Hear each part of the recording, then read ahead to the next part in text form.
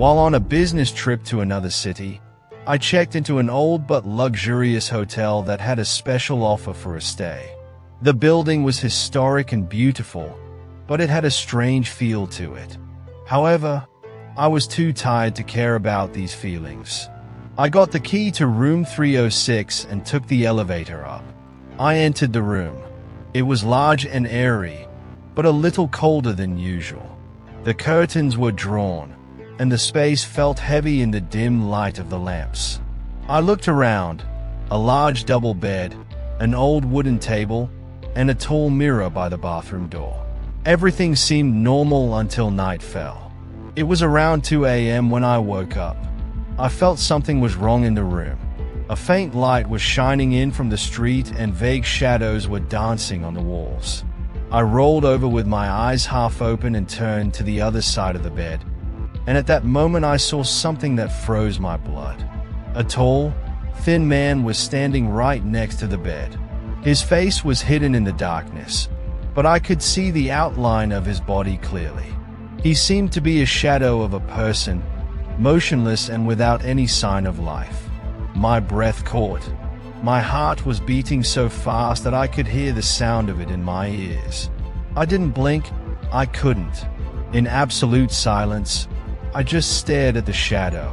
I tried to scream, but no sound came out of my throat. It was as if my tongue was locked.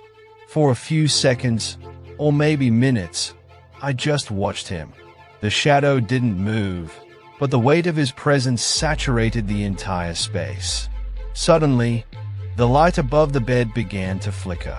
At that moment, it seemed as if the shadow had moved a little, or maybe it had gotten closer. I gathered all my strength and reached for the table lamp. I turned on the lamp with the last of my strength. The light filled the room, and in an instant, the shadow had disappeared. There was only air. There was no one in the room. I sat and panted. My hand was shaking. I couldn't believe what had happened. I slowly got out of bed and opened the door to the room and looked outside. The hallway was silent. No one was there. No sound. It was as if everyone was asleep. Everyone except me. I didn't sleep again that night. I kept the lights on, and every few minutes I looked in the mirror, in the dark corners of the room. When the sun came up, I quickly gathered my things and ran outside. Later, when I did some research on that hotel, I found out that a man had died years ago in the same room, room 306. The hotel staff had also repeatedly reported that guests had complained of a shadow in the room. But every time someone turned on the light, the shadow disappeared. I still feel cold and terrified when I think about that night. Was that shadow man real? Or was he just a figment of my imagination? I may never know, but I will never turn off the lights in any hotel again.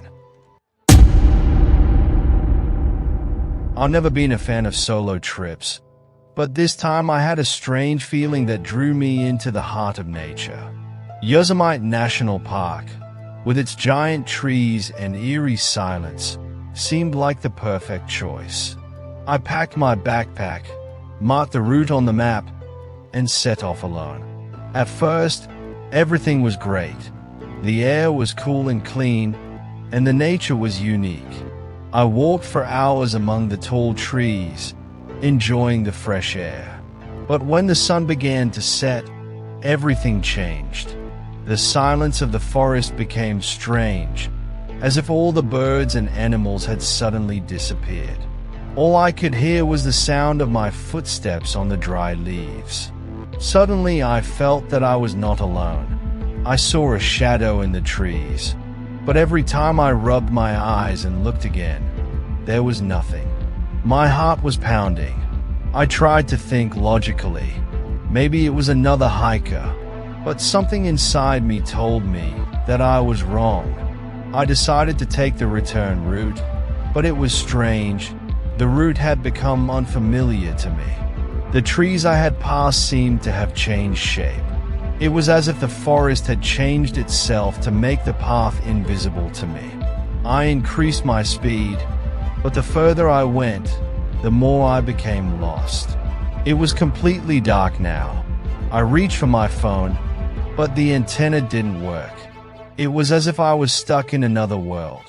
That's when I heard a voice for the first time, a muffled whisper through the trees. Incomprehensible words that seemed to come from somewhere else, getting closer and closer. I froze. The voice gradually became clearer. Someone was calling my name, but that was impossible.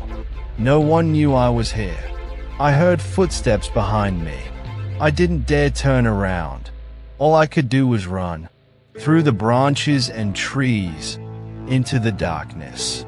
My breathing was out of control and my legs were no longer strong enough to run. But every moment I felt something or someone behind me. I had no more strength to move. I stopped. I looked behind me. No one.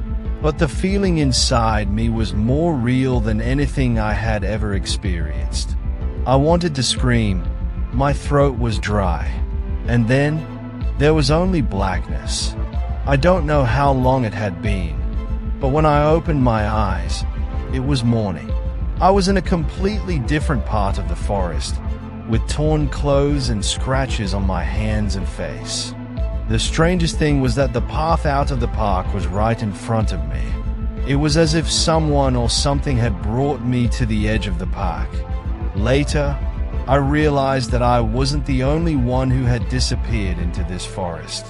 Hundreds of other people had disappeared in the same way, for days or weeks, and then, without explanation, reappeared. The rest never came back.